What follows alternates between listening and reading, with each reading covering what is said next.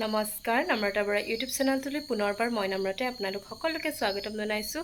আৰু সকলোকে শ্ৰীকৃষ্ণৰ জন্মাষ্টমীও শুভেচ্ছা থাকিলে আৰু আজি জন্মাষ্টমী উপলক্ষে আমাৰ ঘৰতে গীতা পাঠ কৰোৱাইছোঁ তাকে ভাবিলোঁ আপোনালোককো দেখুৱাওঁ তেন্তে বলকচোন ভিডিঅ'টো ষ্টাৰ্ট কৰোঁ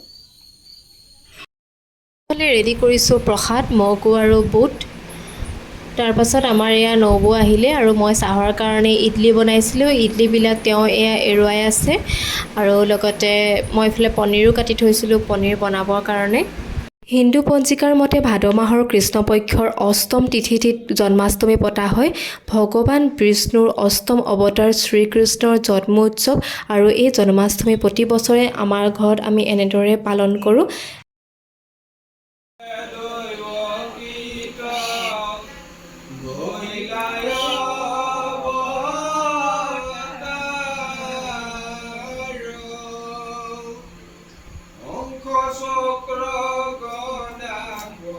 জন্মাষ্টমী উপলক্ষে আজি মই বনালোঁ এইফালে পনীৰ কাবেলী বুটৰ লগত বনাইছোঁ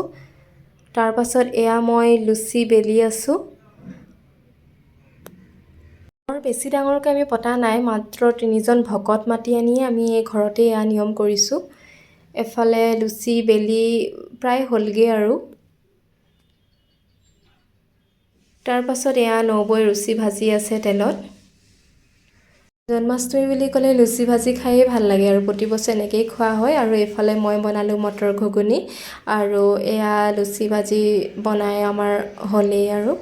এতিয়া আমি খালোঁ প্ৰসাদ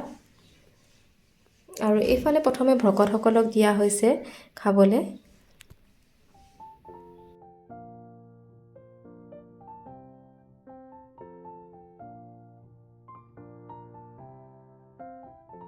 ভকতে খোৱাৰ পাছত আমিও লাহেকৈ খাই ল'লোঁ